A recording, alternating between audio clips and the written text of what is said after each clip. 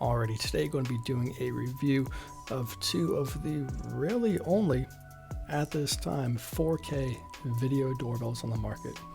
Going to be comparing them against the old reliable 2K resolution Eufy doorbell that I've had for quite a while, and want to go ahead and get a up-to-date comparison, see how the technology has improved, especially the video quality, and also going to be taking a look at the low light performance, audio quality, of course, some color accuracy, detection levels, field of view, all that good stuff.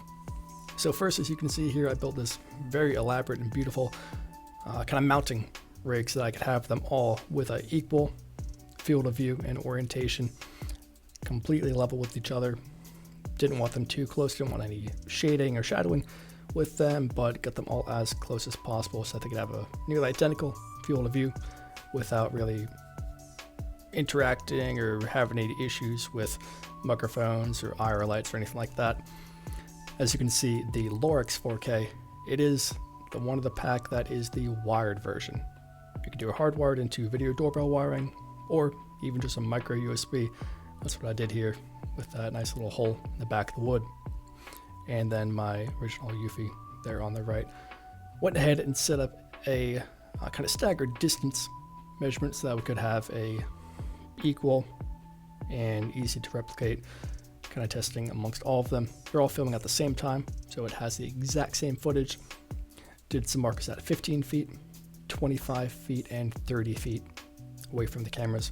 Went and measured and then kind of weighted down all those markers. Here we're seeing the Eufy did a printout that's about half the size of a license plate number on the left hand side with that KNQP.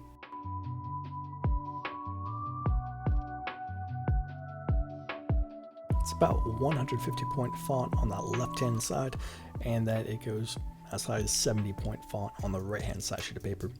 So it's at 30 point font on the very top. Here, of course, just walking back the distances. Now we're looking at the Swann. Of course, immediately prominent is the field of view change. Much taller field of view vertically, much tighter, more narrow field of view horizontally that we're seeing here.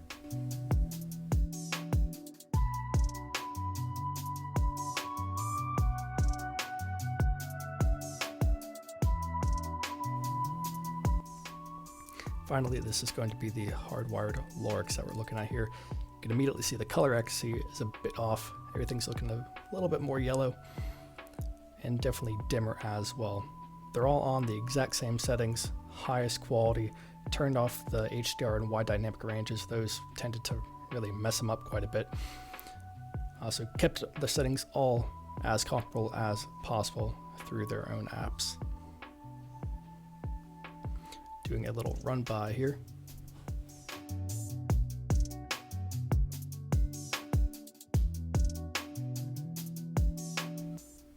Next up, we're going to be doing a quick walk by at 15 feet. You can see again the Eufy didn't really start recording until I was right in the middle.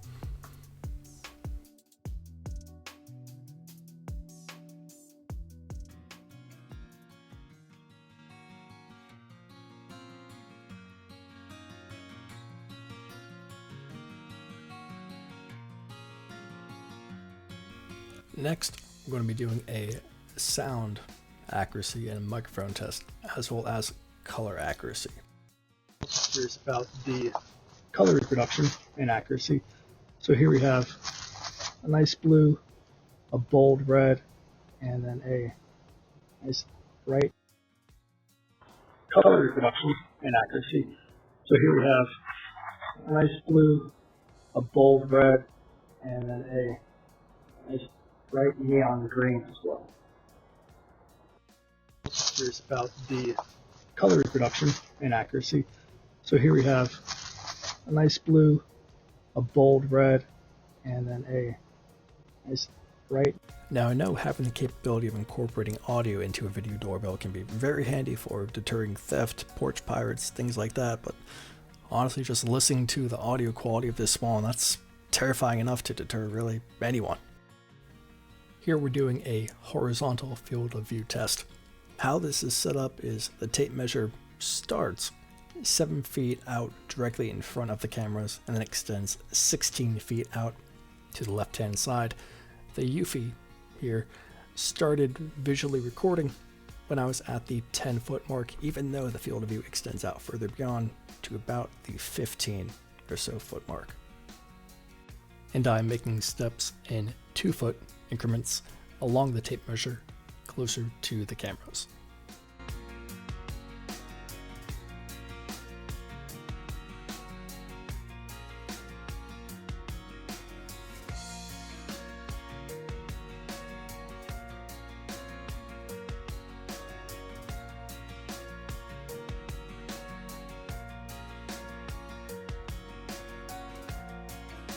Now we're on to the Lorex.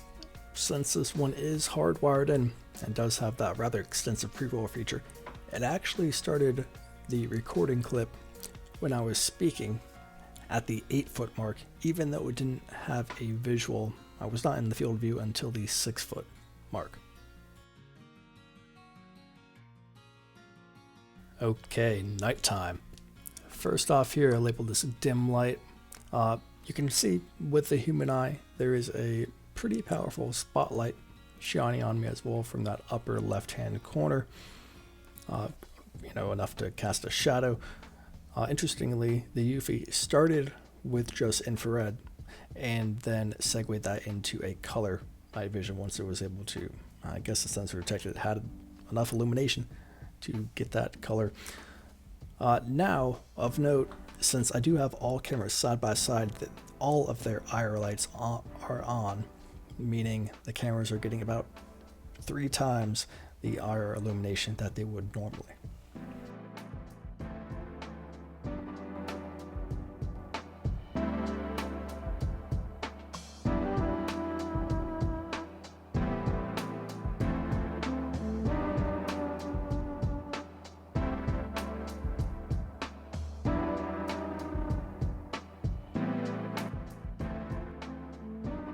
Now the Lorex unfortunately was the only camera that stayed in IR mode for the entirety of the dim light sequence. The Eufy was able to work out of that. The Swann actually didn't incorporate it at all. It was able to do color night vision the entire time. Lorex just couldn't do it and stayed in IR light for the entirety of the dim lighting scene.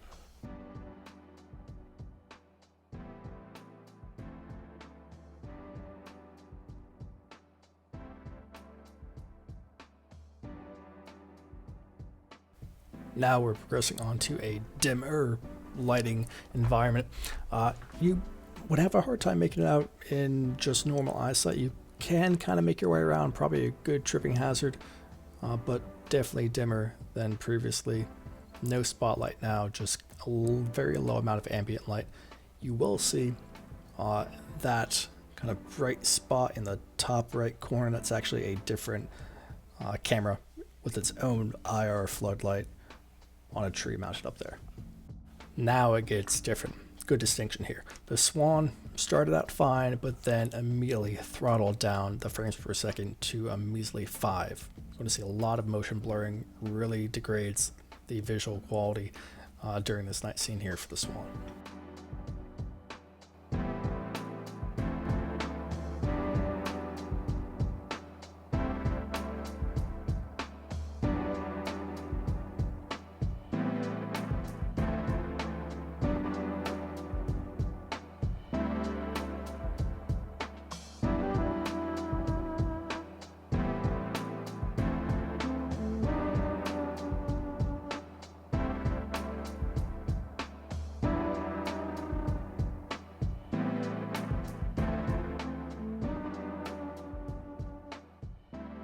Okay, and finally I just made a quick little spreadsheet here outlining some of the main differences, distinctions between these 3 cameras.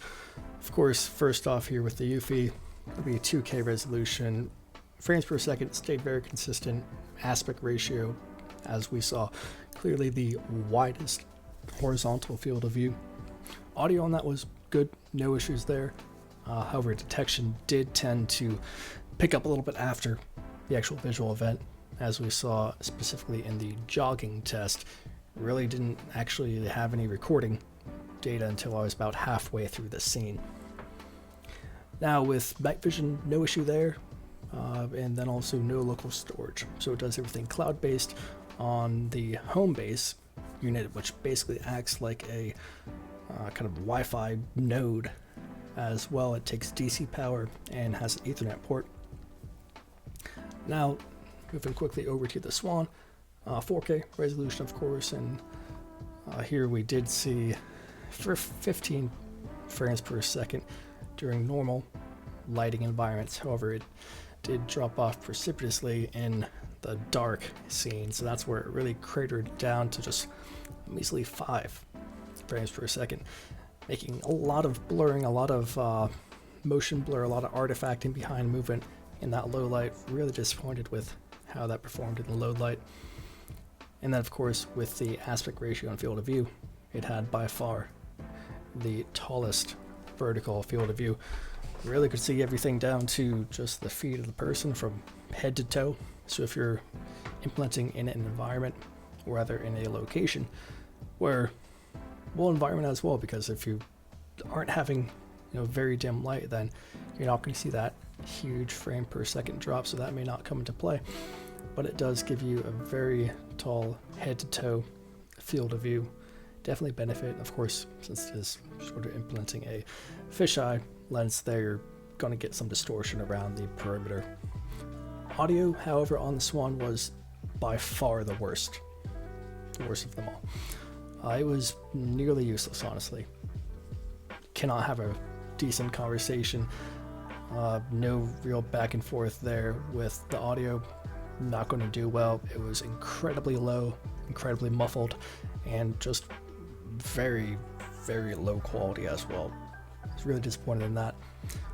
Swann should have spent another $1, however much it was, to get the next step on a microphone. That was rough. Detection wise, however, they spent that $1 on kind of the heat and PIR motion detector, which does allow them to detect scenarios where the camera may not detect it. It can actually detect without the camera in play at all when the camera is completely covered, because it does have this little orb, this little heat-seeking missile down there, which will detect heat and motion. So it does have more reliable detection. It's really going to miss fewer events, so it has a double contingency there. But man, the microphone is right up there, and man, it has a prominent spot. No issues with the location, but it's just a very low quality one. That's the light lux sensor. So night vision poor on that, audio poor, field of view very good vertically. Does also have local storage. Comes with a 32 gig micro SD card, expandable to 256 should you need that. So great that they're offering local storage there. Finally, on to our Lorex. Frames per second stayed consistent there, right under 15. Aspect ratio really had a pretty versatile aspect ratio, not nearly as wide as the Eufy, not as tall as the Swann, sort of in the middle ground there. Audio on that, good. No issues there, really lumped good into either it's good, it's acceptable, you could make out what's being said, or bad. So it was good. Detection wise, also good, of course, by virtue of it being a hardwired connection with no batteries. You are able to get kind of continuous pre-roll. So it recorded before the actual event, the actual detection event, and continued recording long after the motion ceased. So if it's important to you to get a good, comprehensive kind of view and footage there that shows anything and everything that happened, including before it even happened or after it stopped, Lorex definitely going to be a good option there. Of course, on the flip side of that, it does have to be hardwired some way. Detection, that was good, yep. And night vision, also good. Now dimensions. Lorex also benefits here in the dimension category because there's no internal battery.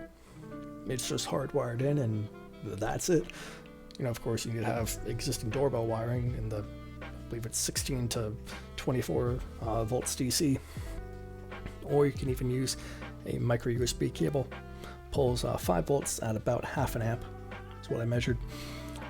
But because there's no integrated battery, much smaller, much slimmer, much more narrow. You have more versatility in the actual placement of it. Does also feature local storage. I'm not certain if it's expandable to 256 like the Swann is, but does come with a micro SD card, 32 gigs. Now a quick note here before we wrap up on why these cameras were tested and why I did not include likes of Ring and Arlo. So number one, this is a 4K camera comparison. Threw the Eufy in there for context because I already have that camera. That's what I've been using for years. So I want to have that in the mix as well. But Arlo and Ring do not offer any 4K players in space. Also, it's kind of a non-starter for me for Arlo and Ring as far as the monthly kind of junk fees that they have there. Cloud storage, whatever they want to call it, between like $5 and $17 a month is absurd. There's no logical reason you should be doubling the cost of the actual hardware after a year just of service fees monthly. That's ridiculous, especially when you're getting really a lot of times lower quality features, no 4K cameras. It's just, why would you be giving them money every month for something that's inferior? And especially when there are evidently very good players in the space that do not charge those fees. This is not a non-starter. And especially Ring, really they've been honestly resting on their laurels. It's definitely a household name, a good brand name that's very well known, a lot of brand recognition, but they're really not coming out with any new SKUs, no innovation in the space. They're still sitting back on 1080p cameras and charging their monthly fees. I'm disappointed, and that's why they're not included here. But in conclusion, hopefully you guys were able to glean some information from this, or maybe saved you a trip from buying the incorrect camera. Also, hopefully it was helpful and get to kind of get some good knowledge there, understand, see some of the stats, and see some good real world footage, which I know oftentimes can be all too hard to come by through the marketing fluff and the images that a lot of these companies use on their advertisements that aren't even true to life, real world pictures or applications. So appreciate you guys sticking around, and here's till next time. Which one has the best click?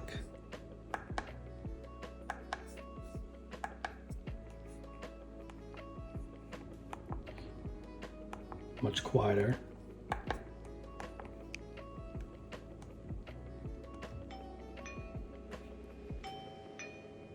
It's really quiet too.